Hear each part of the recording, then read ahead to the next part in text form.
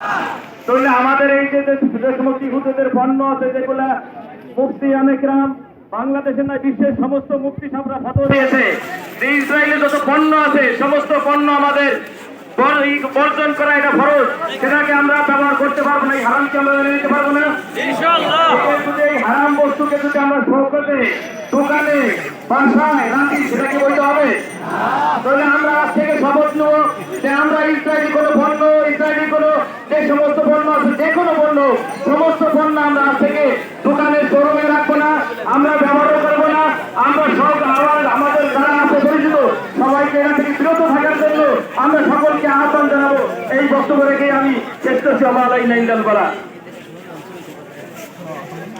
এই পর্যায়ে সংক্ষিপ্ত বক্তব্য দিলেন নগরকান্দা প্রেস ক্লাবের সভাপতি শওকত আলী শরীফ। সংক্ষিপ্ত বক্তব্য দিলেন। নগরকান্দা তৌহিদ জনতা কর্তৃক আয়োজিত আজকের এই বিক্ষোভ সমাবেশের সভাপতি মুফতি ইসমাতুল্লাহ নাসেরি সাহেব নগরকান্দা এখানে উপস্থিত হয়েছেন।